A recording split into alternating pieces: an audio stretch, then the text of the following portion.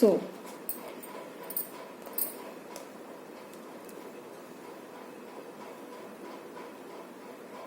now we are studying in the topic map.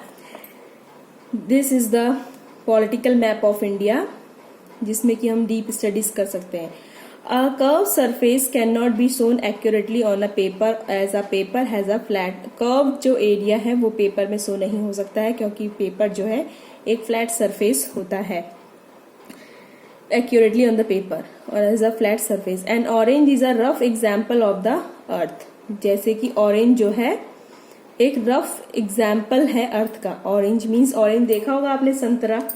Now let us see how the surface of the earth orange is represented shown on a map.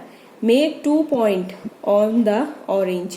Peel the orange from the place in between the 2 points in such a manner that the peel is a single piece. Now spread it on a table. You notice that the surface is not flat. It has creases. In addition, the 2 points that were the nearest and now the farthest. Hence, map cannot be as accurate as globe. But map shows more detail, especially when a small area is being mapped. आप map के बारे में ऐसे समझ सकते हैं जैसे कि एक ऑरेंज होता है. ऑरेंज जब तक कंबाइन में है तब तक ठीक है. जब आप ऑरेंज को 2 हिस्सों में डिवाइड करते हैं तो 2 एरिया बनती हैं, लेकिन वो इस तरीके से होती हैं, वो कर्व्ड शेप में होती हैं. अगर उसमें से भी उसको छीलने के बाद जब ऑरेंज के पीसेस आप सेपरेट करते हो और टेबल के ऊपर फैलाते हो, that means the separate countries of the continent.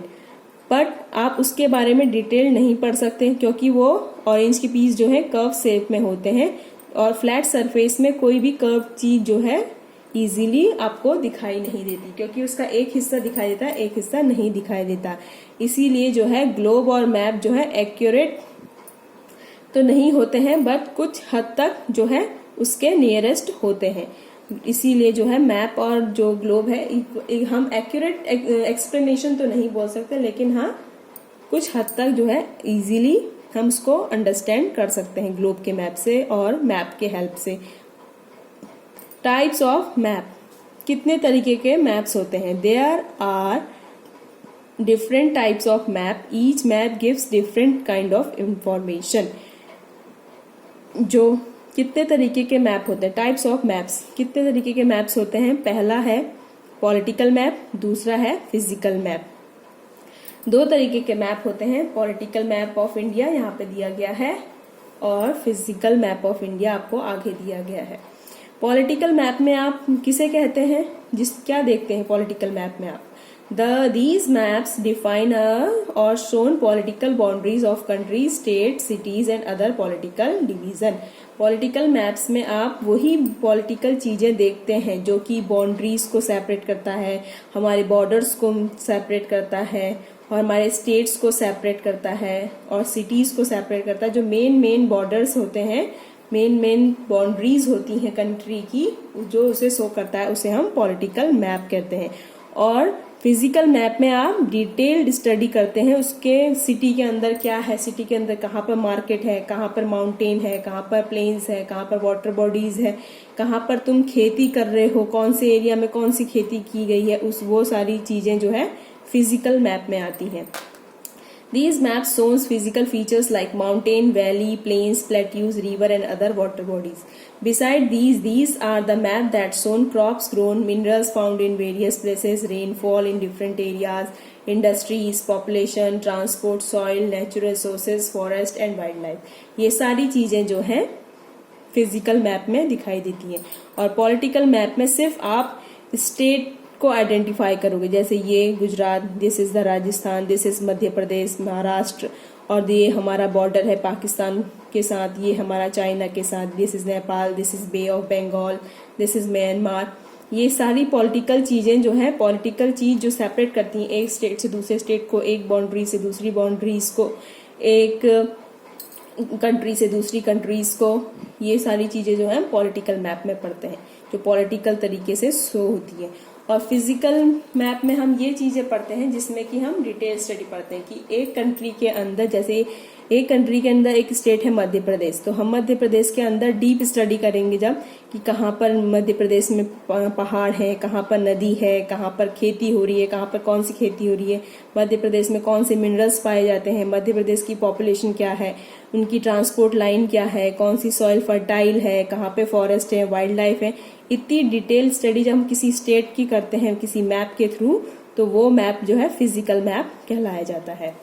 Now language of map. Map की लैंग्वेज क्या है? Every map has a language. In order to understand the information given in map we must know its language. किसी भी map को understand करने के लिए हमें उस मैप की लैंग्वेज आनी जरूरी है, और हर मैप की लैंग्वेज जो है अलग अलग होती है। डायरेक्शन, जो कि हमें डायरेक्शन बताता है कि किस डायरेक्शन में क्या है, किस डायरेक्शन में क्या है, तो उसकी लैंग्वेज क्या है?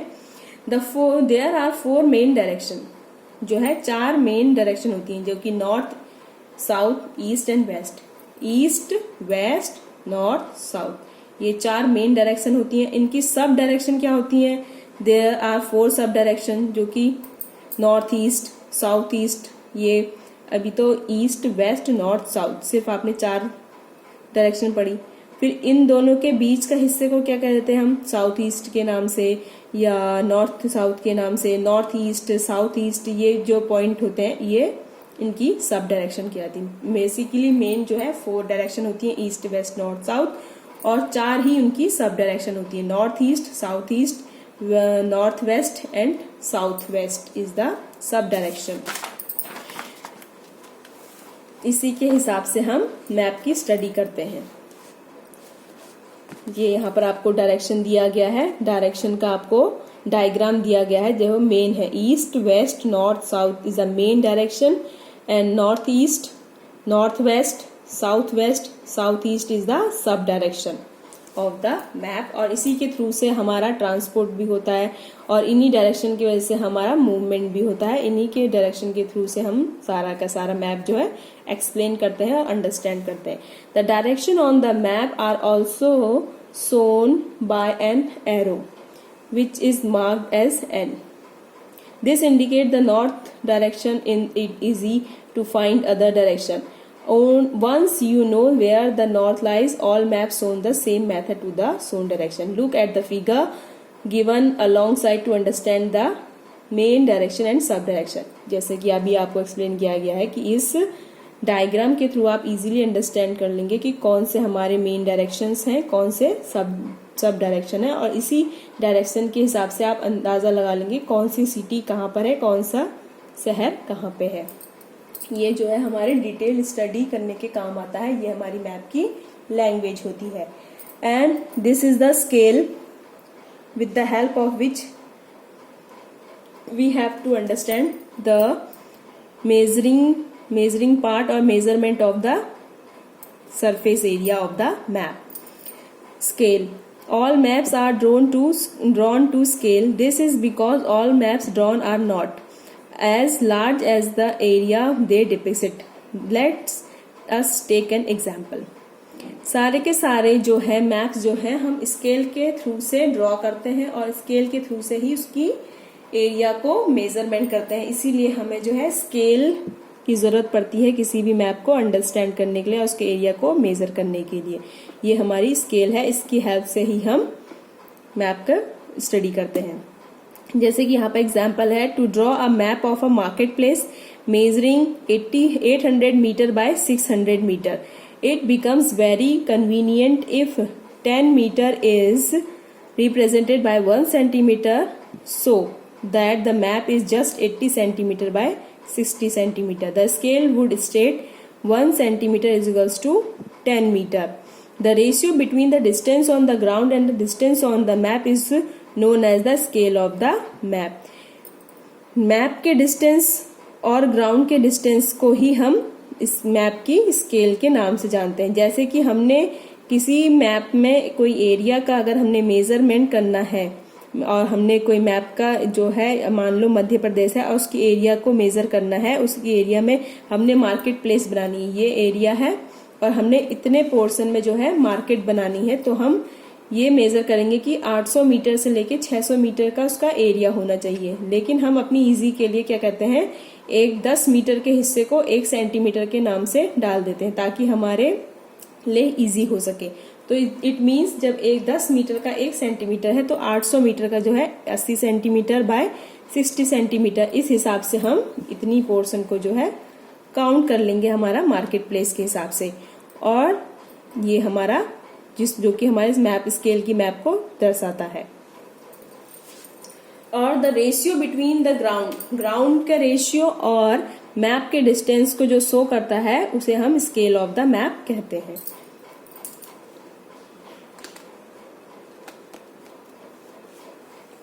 Distance on a map can also be measured with the help of linear scale. This scale is shown as a straight line divided into unit of length. When the distance between two places, example Delhi and Kolkata, has to be measured, the procedure followed as given. जो map है वो linear scale से ही major होता है क्योंकि वो exact direction बनाता है और स्ट्रेट लाइन डिवाइड करता है और यूनिट्स को इजीली डिवाइड करता है, तो हम लीनियर स्केल का हेल्प लेते हैं। जैसे कि यहाँ पर आप एग्जाम्पल के थ्रू अंडरस्टैंड करेंगे कि एक लीनियर स्केल जो है किस तरीके से हमारे मैप में शो होती है, किस तरीके से हमारे एरिया को डिपिक्ट करती है। हम एग्जाम्पल लेते हैं, दिल्ली से कोलकाता को हमने जब मेजर करना है तो किस तरीके से मेजर करेंगे। Take a political map of India, एक पॉलिटिकल मैप ले लीजिए इंडिया का। टेक अ थ्रेड और a strip of a paper, एक पेपर की स्ट्रिप ले लीजिए या फिर थ्रेड ले लीजिए। Measure the distance between Delhi and Kolkata on the map using the thread or strip of a paper. और जो आपने थ्रेड और स्ट्रिप ली है उसके हेल्प से आप दिल्ली से लेके कोलकाता के बीच की दूरी को नाप लीजिए कितनी है। While measuring, pull the thread straight from Delhi to Kolkata. नापने के बाद आप सीधा उस थ्रेड को या फिर उस पेपर को, स्ट्रिप को जो है दिल्ली से कोलकाता के बीच में स्ट्रेट रख लीजिए। The length of the thread or a strip of a paper between Delhi and Kolkata is the distance between these two cities. उस हिसाब से आपको इन दोनों शहरों के बीच की दूरी का पता चल जाएगा कि इन दोनों के बीच में क्या कितनी लेंथ है। Now place the thread on a linear scale and calculate the actual distance. अब उसी थ्रेड को, जिस थ्रेड से आपने दिल्ली और कोलकाता के बीच की दूरी को नापा है कि उसके बीच में कितनी डिस्टेंस है, उसी को आप अपनी लीनियर स्केल में, ये जो लीनियर स्केल है इसमें पुट कर दीजिए, तो उससे आपको पता चल जाएगा कि दिल्ली से कोलकाता के बीच में कितनी दूरी है, कितने किलोमीटर दूरी है उन दोनों के बीच में। इस हिसाब से आप किसी मैप की स्टडीज को पढ़ सकते हो, किसी के दूरी के बारे में, डायरेक्शन के बारे में आप जान सकते हो। कलर्स, क्या कलर्स होता है। Map shows many colors. Each color show a particular things on a map. Usually map follow a common scheme of colors. The table shows below the color and the physical feature they represent. The color scheme is used for map all over the world. Basically जो colour है map का वो same ही रहता है हर चीज के लिए, और वर्ल्ड के हर मैप में जो चीजें हैं बेसिकली वही चीजें जो है उसी कलर से मेंशन होती है। जैसे कि लाइट ब्लू, यहाँ पर एक टेबल दिया गया है जिसके द्वारा आप समझ सकोगे कि कौन सा कलर जो है किस चीज के लिए फेमस है, जो कि हर मैप में सेम रहता है वर्ल्ड के। लाइट ब्लू सॉलो वाटर, आपको पानी दर्शाएगा। डार्क ब्लू डीप वाटर, गहरा पानी। ग्रीन कलर लो लैंड्स और प्लेन्स, जो हमारी समतल जमीनी एरिया है वो ग्रीन कलर से दिखाई जाएंगी। और बहुत ही गहरा पानी दिखाया जाएगा, जो समुद्र वाला एरिया, वो डार्क ब्लू से दिखाया जाता है। हल्के नीले रंग से हमारी नदियां, सॉलो वाटर दिखाए जाते हैं। ब्राउन कलर से लैंड हायर देन प्लेन्स दिखाई जाती है। डार्क ब्राउन से हाईलैंड, हिल, माउंटेन्स। डार्क भूरे कलर से जो है हमारे पहाड़ी एरिया दिखाई जाती है। येलो कलर से डेजर्ट एंड स्क्रबल बैंड्स दिखाए जाते हैं। ब्राउन कलर से हमारे हाई लैंड और हायर प्लेन्स दिखाई, मतलब ज्यादा ऊंची एरिया नहीं दिखाई थी, हल्की ऊंची जमीनी एरिया जो है भूरे रंग से दिखाई जाती है। और डार्क भूरे रंग से हमारे पहाड़ वहाड़ दिखाए जाते हैं, हिल, माउंटेन्स वगैरह दिखाए जाते हैं। और येलो कलर से हमारे जो है डेजर्ट वाला एरिया दिखाया जाता है। This is the colour which are common in the world's map also. हर किसी देश के मैप में ये चीजें जो हैं इसी कलर से ही दिखाई जाती है। बेसिकली जो कलर्स हैं वो सेम रहते हैं। वैसे ही सिंबल्स क्या हुए? चित्र।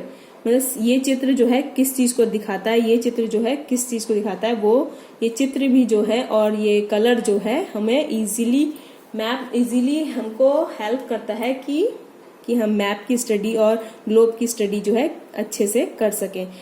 कोई चीजें जो है हम सिंबल्स के थ्रू पहचान सके कि ये वाली एरिया है, और किसी चीजों को हम ये आइडेंटिफाई कर सके कि ये जो है ये कलर दिखाया है तो इसका मतलब है कि यहाँ पर ये एरिया होगी।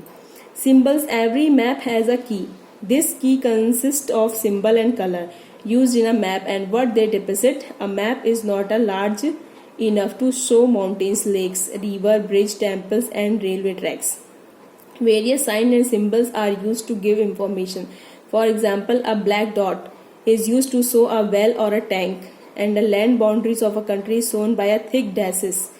And city is marked by a small circle. जैसे कि आपको यहाँ पर नीचे एग्जाम्पल दिया गया है, एक डायग्राम दिया गया है जिसके द्वारा आप ये समझ सकते हो कि ये चीजें दी गई हैं। तो यहाँ पर डार्क ब्लैक डॉट दिया गया है कि मान लो यहाँ पर कुआं है और टैंक है, खाई वगैरह, और लैंड बाउंड्रीज को हम जो है बहुत बड़े बड़े डैश से दर्शाते हैं ताकि हम इजीली अंडरस्टैंड कर सकें, मैप की डिटेलिंग स्टडीज कर सकें।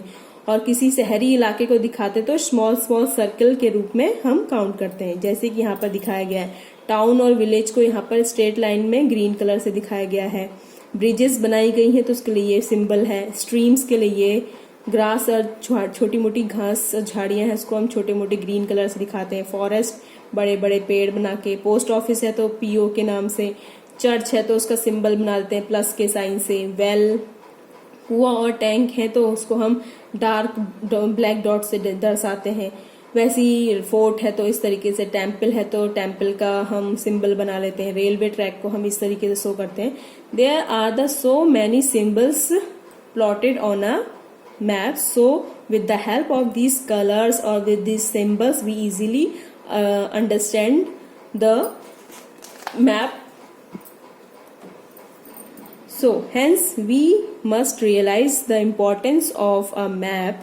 Maps are very useful to depict area in details and also to depict various physical and human made features that helps to know about the places. इसीलिए हमारा जो map है वो हमारे लिए बहुत इम्पोर्टेंट होता है, जिससे कि हम कुदरती चीजों को और इंसानों के द्वारा बनाई हुई चीजों को भी इजीली उसके बारे में पढ़ सकते हैं। इसीलिए जो है मैप और ग्लोब जो है हमारे को इजीली अंडरस्टैंड करने के लिए और इजी स्टडी करने के लिए ये चीजें बनाई जाती हैं, ताकि हम उसके कलर के थ्रू से, उसके सिंबल के थ्रू से, स्केल के थ्रू से और उसके डायरेक्शन के थ्रू से हम इजीली अंडरस्टैंड कर सके कि कौन सी चीजें कहाँ पर है, कौन सी चीजें कहाँ पर है। So this is the end of the chapter. This is the new word scale, map, symbol, key. This is the meaning of this, जो कि आपने पहले चैप्टर में अंडरस्टैंड कर चुकी हैं। सो this is the end of your chapter. Now this is the exercise in your next class.